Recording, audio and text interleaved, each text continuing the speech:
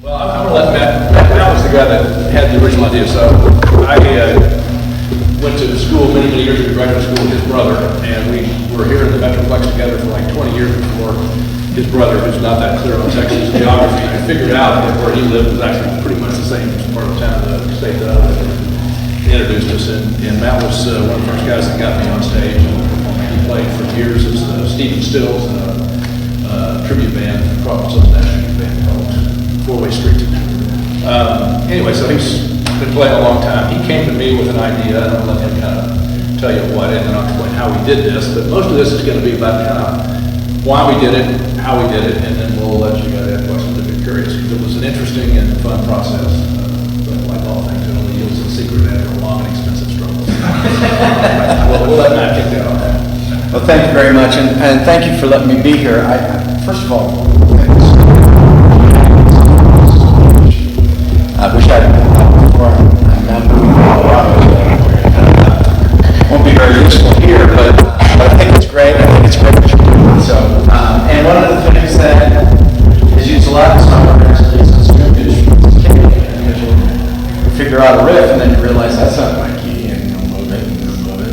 In fact, there's a couple of pretty good examples. I don't know if you know, but Hotel California started in D minor.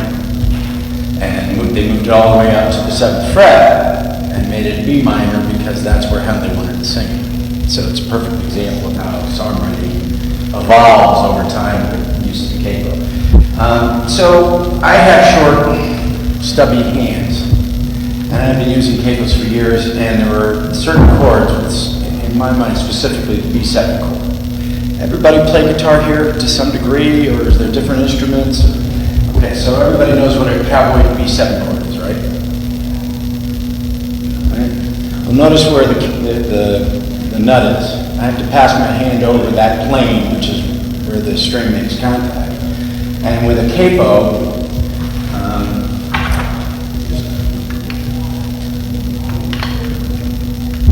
the B7 just didn't work. I would end up moving the capo, or I try to, and you'd end up, okay, well now I'm going to have to use a bar chord or some other fingering when you really want to use a B7. And that's sort of where the idea started. I realized there's a lot of other chords too, like a D7, right across the plane. I play an A like this, because I have such stubby fingers, doing this is hard. But even still, I tend to pass over that plane in the nut. So, we put a man on the moon. There's got to be a capo out there that you can figure out how to use and still be able to use your form, your style. And so the ideas sort of formulated in my mind. Everybody know about, Dad's old safety razor, where it had one blade on either side, and you twist the thing down, and it was offset. Okay, well, why can't we do something like that, where the body of the capo itself is recessed, it's recessed, and you keep a low profile where in effect it feels just like it does on if you don't use a capo, you're passing over the nut. So the idea formulated was an offset low profile capo, and voila, well, that seems like it worked. Now, I had this idea, and John says I brought it to him. I didn't. I wish I was that smart. I was far too stupid. I just but I was actually telling somebody else about it. John happened to be there. If I had been smart enough, I would have talked really loud to make sure John heard me. But he ended up hearing me anyway. I had no idea he was listening. And so I described this concept, as I just described to this other individual. And the next day I got an email from John. Said, you know what I think we should do, and notice I'm using the royal we. I think we should take this to Rice. They have this program. I'm like, you think it's a good idea? Sure. So I'm going to let you describe the Rice University program, because I think you have a much side on it. But that's how this started. It's just literally a conversation. Right. And just to be clear, Matt didn't come and sort of say, this is what I've got in mind. He didn't. We just built it. No, he had sort of like, I think you want to do this kind of weird thing, reach forward kind of deal. So it was a little less well-formed. A lot less well-formed. A lot less well-formed. So I'm a Rice engineering graduate, and so I've spent a lot of time down there working with them, and we have something call the Rice Engineering Design Kitchen, which is basically a project course for freshmen, particularly all the way up to seniors. But the freshman teams that come together are often multidisciplinary and this seemed like a cool project. Most importantly, it seemed like it would be a free project, which is very appealing. So we went down and pitched the idea, and one of these teams came together. They had a music major, 2 engineers, I don't know what the other were, 5 freshmen, and they spent a semester basically designing the first version, a new car. 5 freshmen. As it turns out, yes. Which They weren't as gifted. Joe's going, really? Correctly, as he had probably surmised, at the end of that semester, they had this really funky prototype that didn't work at all. It was really kind of bad. But they kind of pushed the envelope on a few some ideas that Matt had come up with when we were doing it. So the most important thing is there were 2 folks that were also working in this project course, both of whom happened to be guitar players. One of them was a technician that works in that lab and helps the student teams get their thing done. So we were counseling with the team there between the years in the summer, and we were like, how do you know these 2 guys really like this project? And I think there's something to it. And then we said, let's get a senior team to do it. Predictably not that great. But before we got there, Matt and Danny Blacker, the tech, got together and came up with the idea of this blade, and basically this. And the idea is puts most of the bulk of the attachment where you attach this to the guitar back away from your hands, and it's very low profile where it contracts the guitar neck. The other thing that we didn't really plan on is that when you pull it back like that, you can put the edge of the capo right behind the fret. And the advantage of that is you put it in the middle of, like you clamp on a Kaiser. If you're familiar with a Kaiser, many of you I'm sure that are using capos. You clamp it on the middle of the neck, it's got an angle and it squeezes the strings in the middle, and you kind of start playing. And if you really respect your audience, you stop and retune because it's probably going to be out of tune. But when you get right behind the fret, it doesn't push the strings down nearly as far and you get good contact. So it kind of gives that fret a 0 fret. It was what I call It's kind of like a 0 fret, yeah. So the angle, the proper term is angle of deflection, the strings, instead of having to be pushed way down. Yeah, exactly. So it gives you the contact, but it doesn't pull those strings tight like regular. It doesn't have to. You put it right behind the neck. So wait on like a Gretsch first fret. Yes, exactly. Like a 0 fret, a Gretsch 0 fret. Yeah, very much the same kind of idea.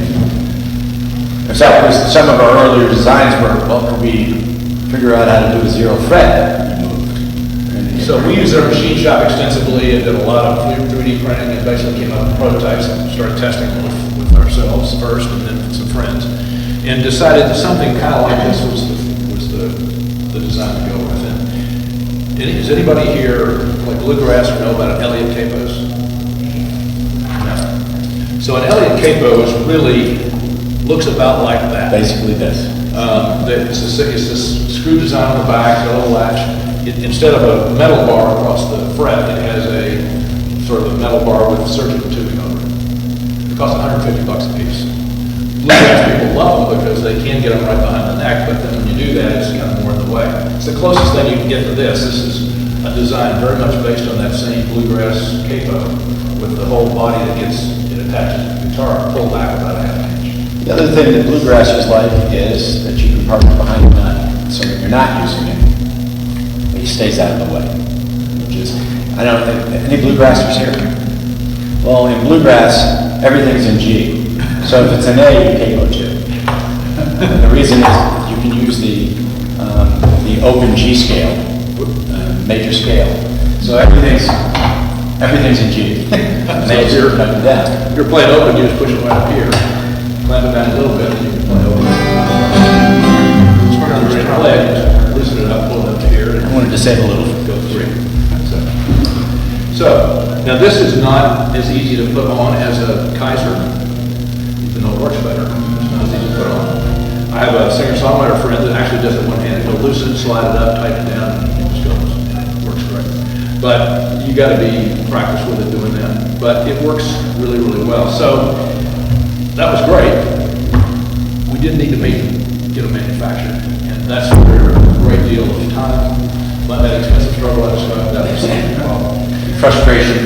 Yeah, it's been a long path to get the first 1,000 of these made, and anybody will tell you, if we're gonna make $1 million a year, you gotta make it pretty cheap. But if you wanna make $1 million a year, and you're $10 a piece, we just do the math, it's expensive. More money we want to spend, so we're making 1,000 of them and paying a lot to make each one. But you have to kind of graduate between volume and cost. So we went around and around. We have a manufacturer. The body is built in China right now. We've got a couple of manufacturers we're working with now. The first batch we got works well. That's what we're playing with here. But they are, we had some quality issues. It took us the better part of a year. Are there tariffs on them? That's a good question. Aluminum we know is in the mix, so we're looking at it. Yeah. So we traded it for some wheat futures. Some soybean. Is it steel or aluminum? What is it? This part back here can be made of just about anything. Most of it's steel or aluminum. These are aluminum. And then the blade itself, one of the other interesting aspects, this is an aluminum blade, so you can feel it's really lightweight. Get that. And then if you want, you can use a brass blade. You pass it around. Sounder? This is brass. Yeah. Sounds good. Sounds So depending on whether you go to one of our sounder or less so, the weight makes a difference. Some people like the aluminum, some people like the brass. What's the difference in the sound? So the aluminum has a sort of a, I'll say, I don't want to say brighter, but A little brighter. shinier tone, clearer, crisp, and it's like one of those deals with wine. It pairs well with big bodied, especially rosewood and big bodied guitars. So aluminum is really great because it gives you a little clarity on a deep, bassy rosewood guitar.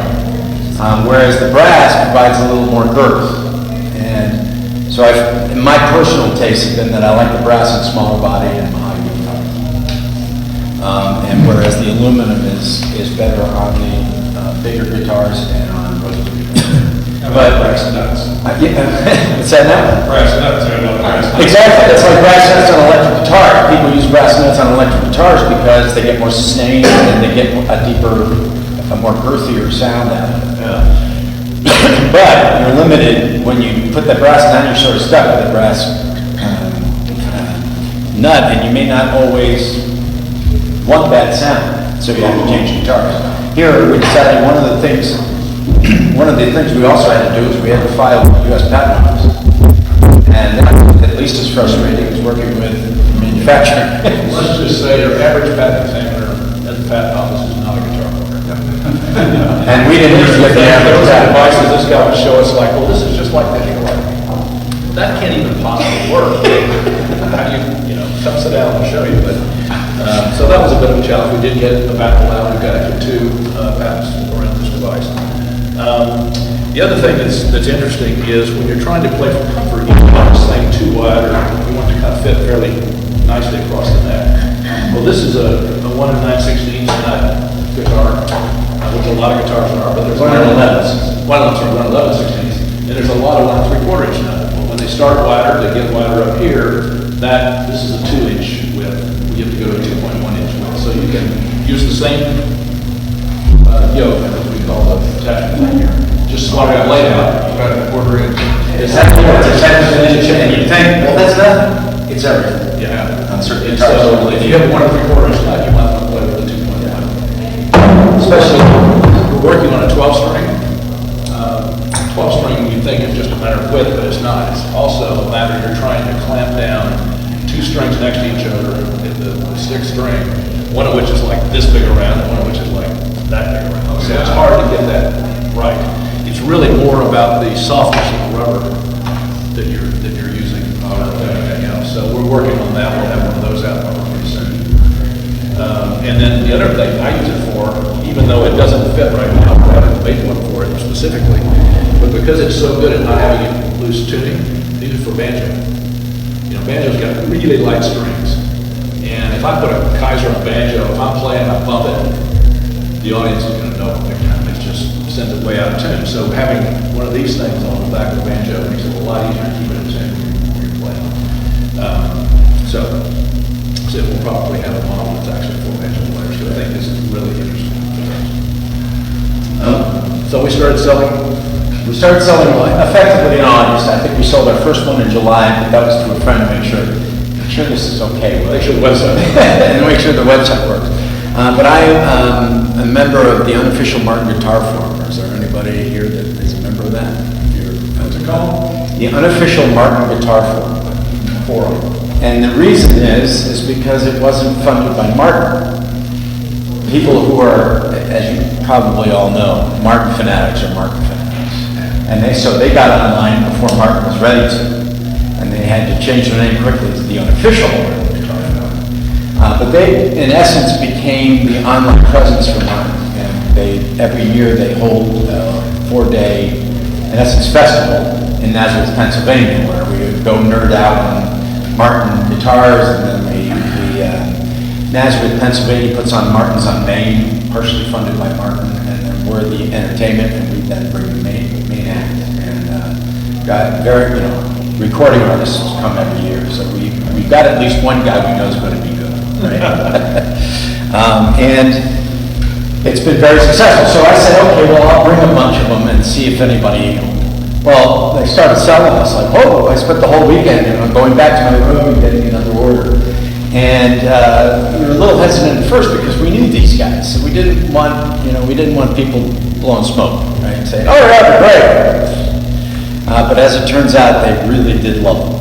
And so we've decided to up our game a little bit in 2020, and which means we're going to spend a lot more money doing so, which makes us all a little nervous. But we had such a great response. And people are getting on our webpage, people are getting on our Facebook page, unbidden, and saying, this is the best capo I've ever used, all the reasons of the capo. Wow, okay, well, I think we got something. So we're also looking at putting more materials out, aluminum, brass, and gray, but we've already started looking at whether ebony might be a good plate material. We're looking at different body designs, because one of the things you find out is bluegrassers like Yokes, but rockers like Kaisers, and other groups like Show, which is hand style, where you put it on and then you cam it down like that.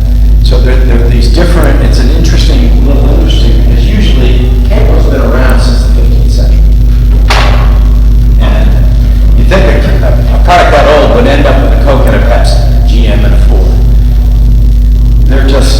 There are so many different designs out there. We thought, okay, this is an industry where actually we can go in and we won't be up against an 800-pound gorilla. To launch a guitar company today would be almost impossible because you're dealing with Gibson, you're dealing with Martin, you're dealing with Taylor, you're dealing with Fender. To find a home is very difficult.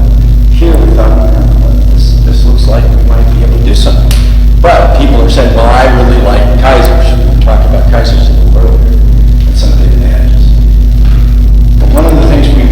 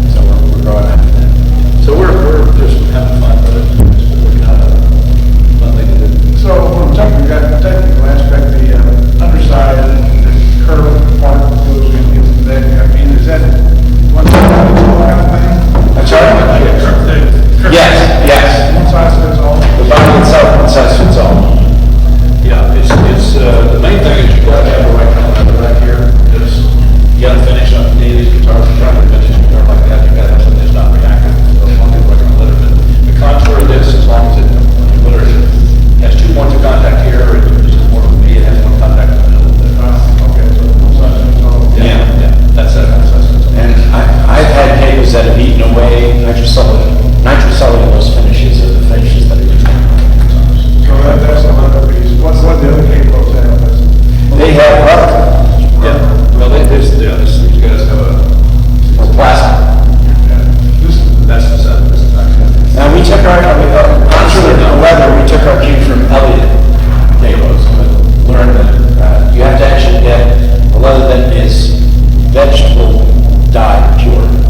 Because if you use regular leather, it will eat away at the finish. And these guitars, I mean, an old Martin like this one, you start eating away the neck finish. Oh, there's $1,000, and there's another $1,000. So we want to make sure people didn't get really angry at us. Well, why do you want to use what I'm talking about? Yeah, we go back. So when you sell one, it comes in a box and it has a whole system. It actually comes, yeah, so when you sell it, it actually comes in a bag. And inside the bag is, in fact, may have, thank you, I may have enough of these, but we'll pass it around, which is just sort of a visual, it's sort of, John, who's been an electrical engineer, does capo stuff.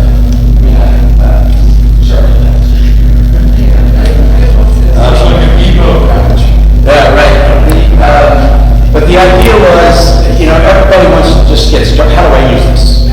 What's the quick start? So we figured out a way to visually show, here's how it works. Here's how you can put it on. And here's where you should put it on. Because one of the big changes is getting used to the idea of buttoning it up right against that thread. I've got a question. Yeah. What I'm seeing, blade, like on the first 2, 3 threads, sits within one thread. But if Yes. you're gonna play Hotel California tonight. On the set, yeah. Did it overlap? So that's why we decided we had to have something that actually went, that moved. Yeah. So that it could, because it was the back end that you had to worry about. So one of the things we learned early on is this front bumper, we rounded. Because if you squared it off, that corner would pull those strings. We want to pull those strings. So we rounded off the front bumper, which sits right behind the fret. But we widened this and flattened this, so that if it passed over a fret, so you can see right now, it's actually, the back bumper is actually sitting on a fret right now. But we didn't want it to push down hard on that, we wanted to distribute that weight. So, yeah, so we figured out, and it had to move just enough, so that if it was stiff, and the back part was sitting on a fret, you may not get good contact on the front. So this allows it to rotate around. In fact, it's one of the patents we have. Yeah, intonation's actually better for the neck because it's actually sitting on the string, on the back fret behind. Yeah. So there's no deflection other than just the tiniest bit here right there. When you're back here, it's pretty close to the previous press, so it didn't depress it very much. Yeah, so But it's actually great at this level. this blade width is actually determined by, this has to sit between the nut and the first fret, because we couldn't have it on the nut. We didn't want this to be pushed against the nut, because that's a much higher plane. So we wanted it to be able to fit in the first fret, but we wanted it to be able to rotate enough so that higher frets would work. So that sort of determined the size of this thing. So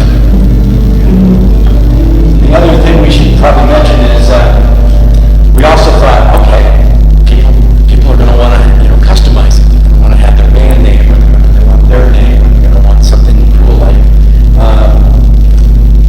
Jimi Hendrix's signature, or Skull and Roses, if you're a great Deadhead. So we said, well, how can we figure out how to laser these? Well, luckily our engineer partner said, that all it takes is a really laser.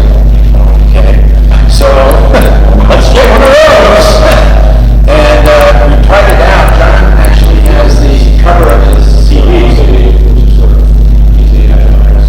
And then I said, okay, well, let's try my signature just to see if it works.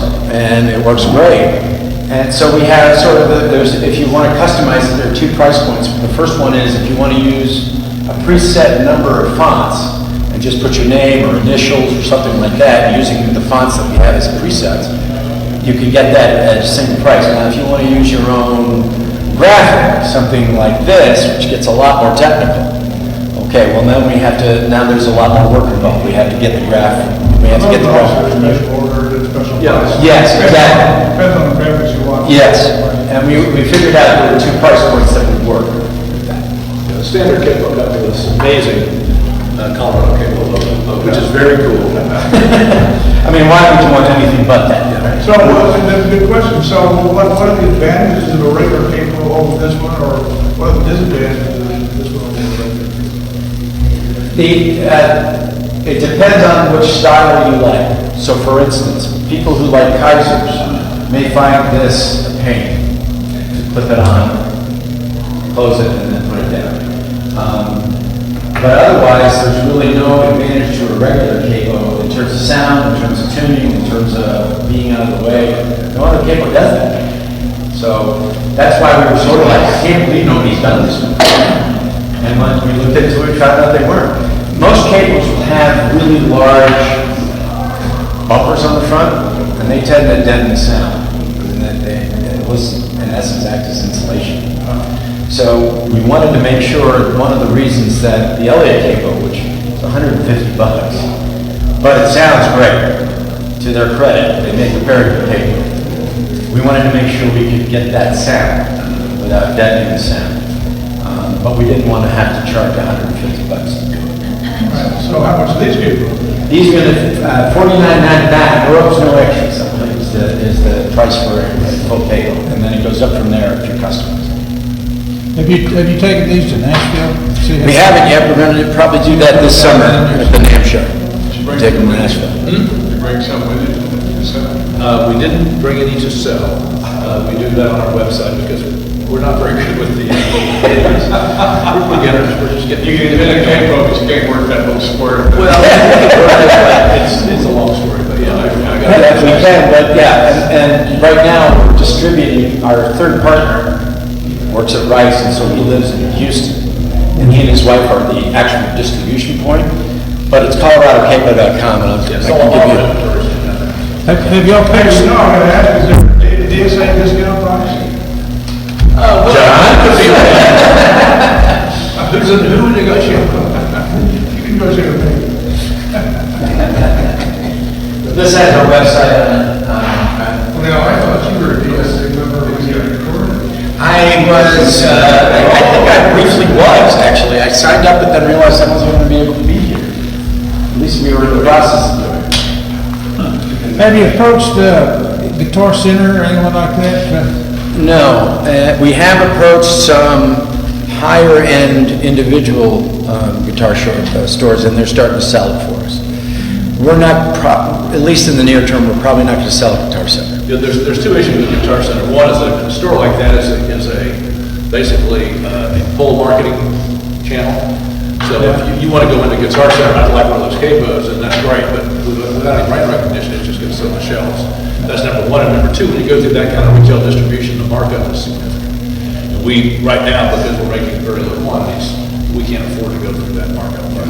The ones he's talking about, there's some custom shops where they're much better about being able to, A, sell it, and so we can sell them, we make a tiny margin on those, we don't make a lot, but right now it's worth it to get it out there, and as we get volumes, the margins will get to where it's a sustainable business. Right now, it's not sustainable. Have you had anybody famous buy one that you know of? We haven't, Well, Joe's buying one, so we've had a couple of artists that use them, but I haven't really locally, I don't know if you know who Big Mike Richardson is, but he's a performer out of Fort Worth. And then Chris Holt, who is Don Henley's guitarist. So Would you look for an endorsement there? If you look for an endorsement,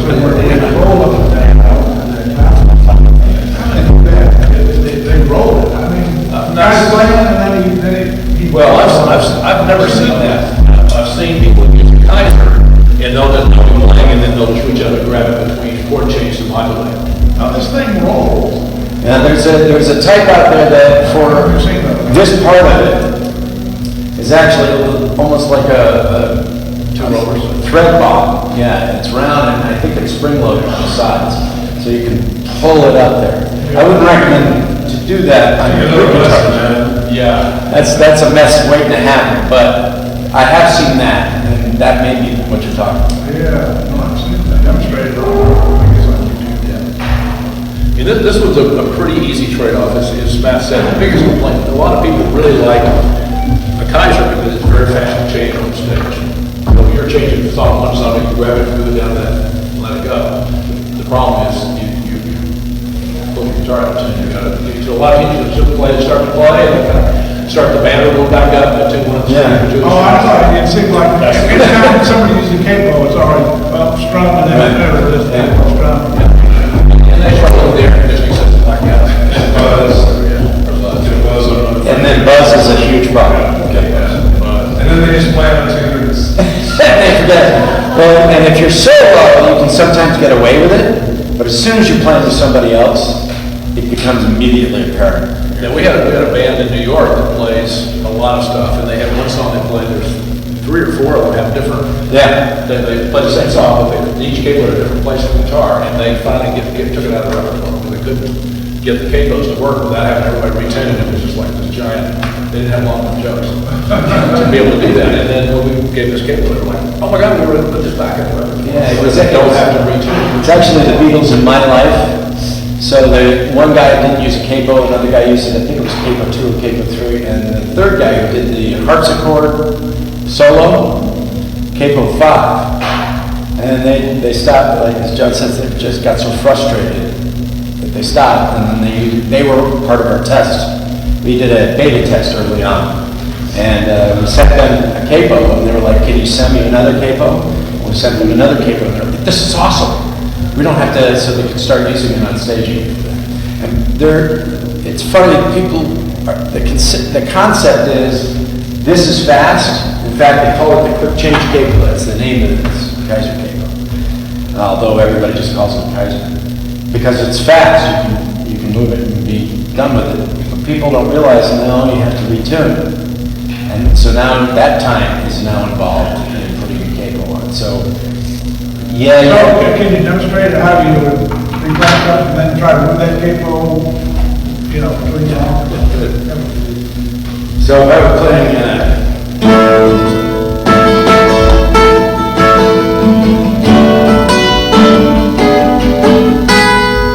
and I just go, if I want to go to the 5th fret, I just do this. And I can't do it in the middle of the song. And then I'm ready to play.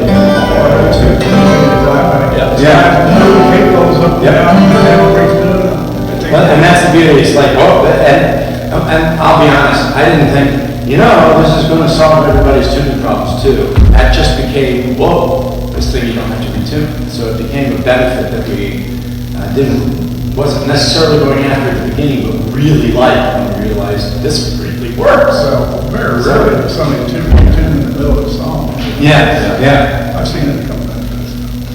I spent all that time learning how to play that song without a cable.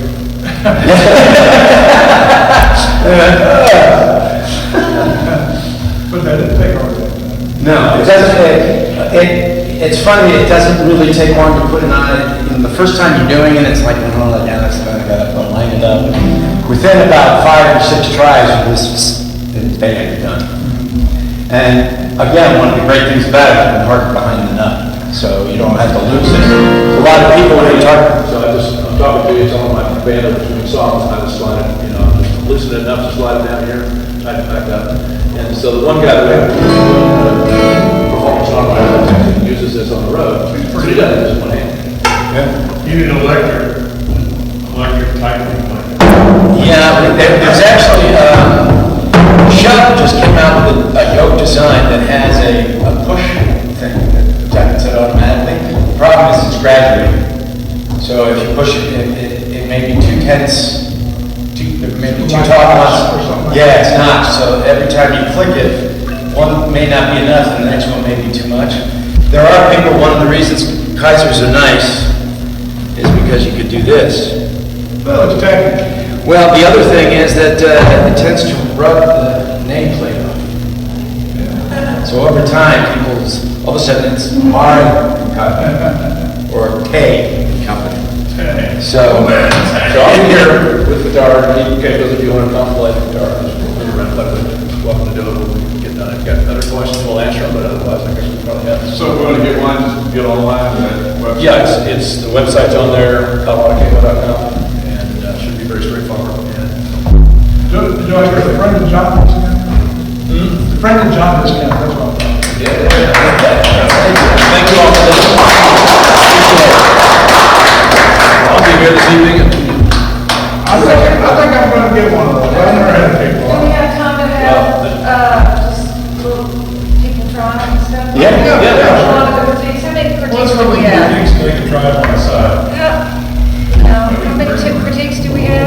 three? So we got time. Do we do it now? When did y'all sell your first one? How long have y'all been selling? Just July 1st. We have done, our revenue was zero prior to that. And when did y'all start working on it? Too long ago. 3 or 4 years ago. Yeah. First had the idea. Yeah. Actually, I unfortunately got cancer right after we started working on the concept. Luckily, it was the kind of cancer that is curable, and I'm happy to say I've now survived it. Well, you're at 3 or 4 years now. But they're already saying, no, you're as clean as you're ever going to be. This is great. But one of the advantages, strange advantage, but I went to MD Anderson in Houston, so I would go down for treatment. Let's try this one. And so at least we got some work done during that process, but it slows down. As John was saying before, though, we had no idea how long it would take to get patents. It took us 2.5 years for the first one, Yes. and we just got approval 4 or 5 months ago for the second. Wow. And we both admitted, we actually had 3 or 4 that we were going after. But it probably took us a year to go from, okay, we have a design, we've got prototypes at work. We have a design firm in Austin that does a lot of finished design work with manufacturers. We probably spent the better part of a year with them, really nailing it down, getting catalogs and work. And then, going out and getting bids. We have tons of people who, 1,000 units, I'm not bidding this, so nobody would bid this. And so we had a strong, really challenging problem trying to get people to even look at doing it. We finally found this group of China that they had worked with. Well, they make the blade, but who makes the rest of it? They made both those parts. Oh, they make them. Yeah. Because one of the things we discovered, for instance, on all of the Okapos, they're squared off like this side is, which is for us the clip side. But on the side where your hand passes over, it's also squared off. So now that actually irritates your finger. So we had, okay, well, we need an elbow there instead of a squared off side. So you kept running into these little things, and so you had iteration after iteration. Yeah, we're getting from, here's the drawings to here's the production prototype, and we said, yeah, go make 1,000. It was, and I don't know, if you maybe celebrate Chinese New Year, but it went from this like 2-week holiday, by the time the second or third year with this manufacturing, like they took off January 4th, and they came back in June or something. It was the world's longest holiday. It was crazy. I think they just didn't want to deal with it. Yeah. We've actually engaged another company that makes parts for Gibson guitar. And they know guitars right off the bat, so we're looking to work with them aggressively. And so far it's been nothing but, oh, this is so much better. But it was a long time to get from, I think we have a design to, okay, let's start shipping it to people. And when we went out in July, we started the website, but we didn't tell a lot of people about it because you don't want to have 500 units in the field or whatever it is, and then figure out the problem. Have to do a recall. Yeah, right. So we wanted to get people in people's hands that use them and get some feedback and make sure that we have everything on hand. So we took the As songwriters, I really do recommend whether you use our capo or not, start using your capo because it opens up a lot of ideas. You start going, oh, this sounds okay here, but you put it on capo 7. Oh, that sounds like a manual. That's awesome. Let's try that. So I do recommend it because it's proven successful with a lot of others. Just watch those stormtroopers and start doing the ebony blades. I'm sorry. Shh. Just watch those stormtroopers and you start doing the ebony blades. I think we'll be a little bit more careful than Gibson was when. Plus, Henry's not even there anymore. They had to go belly. I don't know if you heard what belly. Henry Jessica was fired, and they came out of reorg. And there's a new guy there. I think he used to be, I want to say Levi Strauss. But so far, Gibson has really come a long way. I have a question. Yes. So that's Indian rosewood? This? Yeah. That's Is Brazilian. that Brazilian? Yes. It's very straight Brazilian. Yeah, well, that's, Martin always liked the straight Brazilian, so that's actually quarter sawn, which makes it very expensive. That's a D28, 59. Yeah, 59 to 28. That's a, Why don't you get the new guitar, that's still. Yeah, I know. I keep telling him to give me that, I'll take it off his hands, but he won't take it. It's a new do why. Yeah, so the reason it's straight, you know what quarter sawn is? I do, but I've seen all kinds of quarter sawn classical guitars with the ornament or the Brazilian rosewood where there's just. Yeah, that means it's not quarter sawn, is all that means. If it Yeah, it if it is. is only the wood, no. Yeah, it is, but it's still Swirly? swirly, yeah. It shouldn't be. It might When be, you look at old Ramirez's and old Hausers and stuff like that, yeah, it's quarter sawn. I was just curious, because that's how you tell the difference. Yeah, this is Brazilian. yeah. Most of the Martins will look like that. Now, they will have stripes, because different years they'll have, they'll take in different minerals and stuff, so they'll be darker and then lighter, but not a lot of swirls. But the quarter sawn versus the swirlies is not an accurate portrayal, because I'll show you some $20,000 classical guitars. Okay. And a quarter sawn. I'd be happy to look at it. Swirly. Hausers especially. Yeah, but mostly it's either stump wood or it's not quarter sawn. Say,